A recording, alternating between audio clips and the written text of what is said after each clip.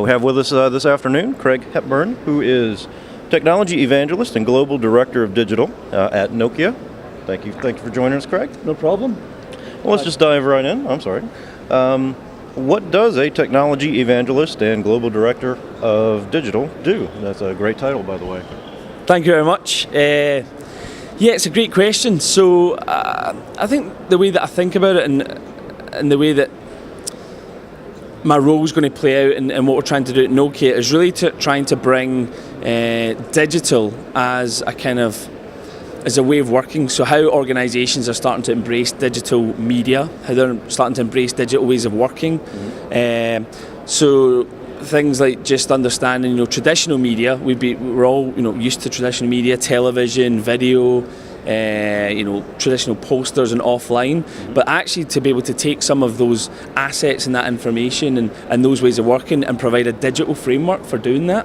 So one of the things that I'm quite passionate about is technology, web technology specifically, and the power of digital, how you can empower people to basically create content, get them to think about innovation, doing things differently, trying to get them to really maximise the power of content in a kind of digital world. Now, you'd expect most companies to be really advanced, and you think, technology companies, like Nokia, really cutting edge in terms of their phone technology. But I think every company at that level is still going through a change process of understanding how they go from traditional media to digital, and what that means in terms of, from a business perspective, from an employee perspective, and for work-life balance. So there's a whole interesting angle there, and obviously social and social business design is becoming a really important part of organisations. So in short, my job is to help evangelise, educate, be passionate, get involved in the conversation, and really help people understand the value to them in a digital world. Preach and convert. Preach and convert, yeah.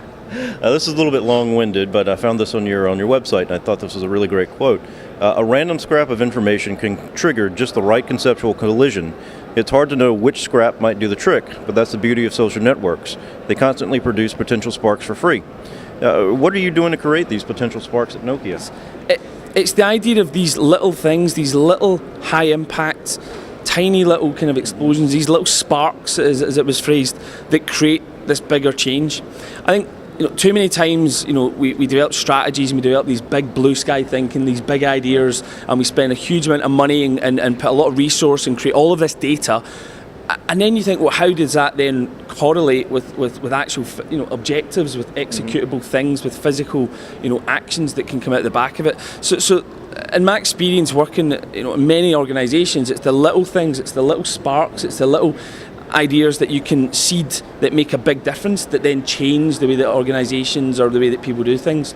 So for example, at Nokia, what we're trying to do is, as I said, create these kind of little sparks, these little ideas, expose the organisation to these little kind of ideas, like even things like Twitter. So Twitter's became a really sort of popular area for microblogging, and that little 140 character tweet can actually impact what we might do in a product, or it might help us influence people that are blogging about the products, how people internally are actually talking about things. So a status update, for example, that little thing of a status update, that tacit knowledge, can then impact how how people work together and what they do and how they actually share knowledge and information. I mean, information and knowledge management, as you know, it's about being able to send those social signals to people and be able to correlate those. So one of the things that I'm trying to do at Nokia is think of all those little high impact things that we can provide, those little widgets, those little gadgets, those little things that provide high value and help educate and help people think differently. So there's various different initiatives that we're going to be working on over the next couple of months and the next couple of years, and I'm happy to share those and those examples as we start going through those. Very cool. What excited you about the move from OpenText to Nokia? Honestly, I'm a huge fan of Nokia, and it's one of those companies where I've worked in many organisations and I've had a fantastic, career. I'm still young, I'm 32, but I've worked in some great companies, and I think you always think of, if you could do the dream job, you'd work for that company that you always, believed in, and there's some tough times happening in the mobile market, and there's big changes happening. It's not about, just the devices anymore. It's that whole experience, that whole service. So I think, my time at OpenText was amazing. A great company doing some fantastic things in the E2O space and in sort of digital and content and ECM. But Nokia, I think, as a brand, as an organisation, the potential is massive. And when I got the call to kind of get involved to be global head of digital at a company that I've had a Nokia phone for like 15 years. It's like it's amazing. You want to go in there, you want to get involved, you want to bring the company back, you want to really sort of help be part of that new wave of kind of innovation within an organisation. And they've got a huge amount of amazing people and smart engineers, designers, creative people. So getting to work with those people and learn from that is going to be a fantastic journey. Well, what steps are you taking to take social media and apply it to tending Nokia's brand and improving customer service?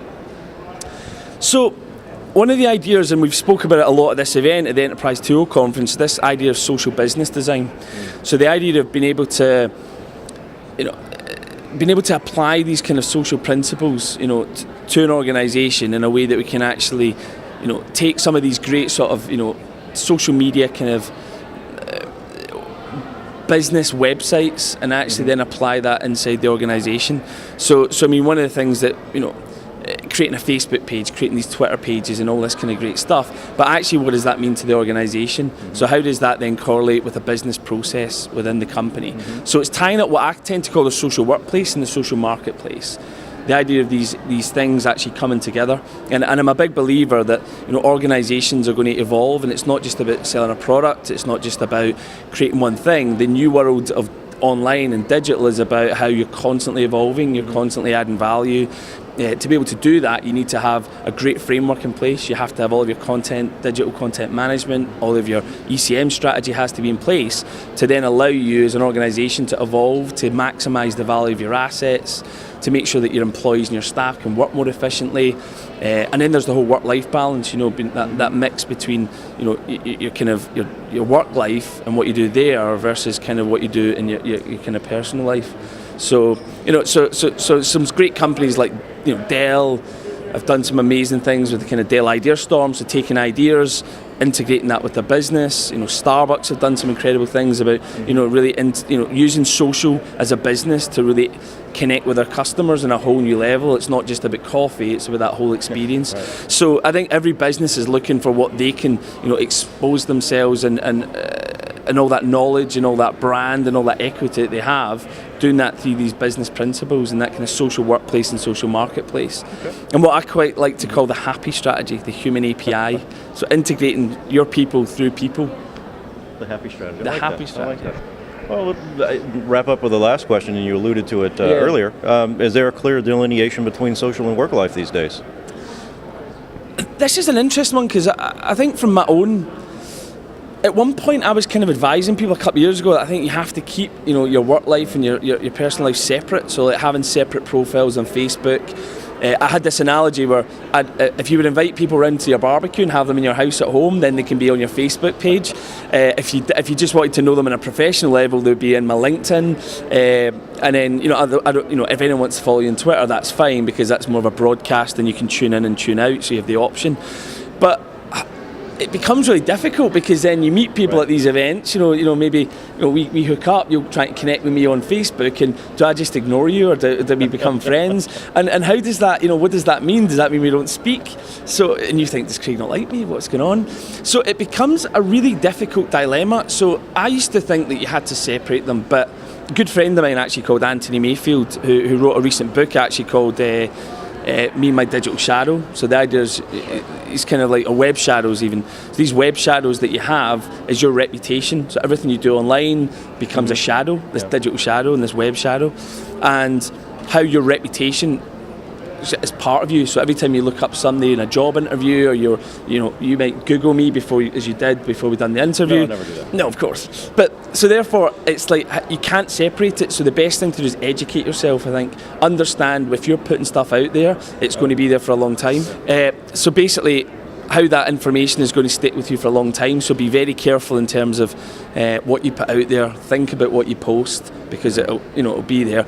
And then I think actually just be very open and be very honest, and I think that's the best way to be. So I think separating your work life and your personal life and social networks is difficult to do. It is an option, but it's probably better to just understand the implications and get involved. I think so as well. Thank you, Craig. Yeah.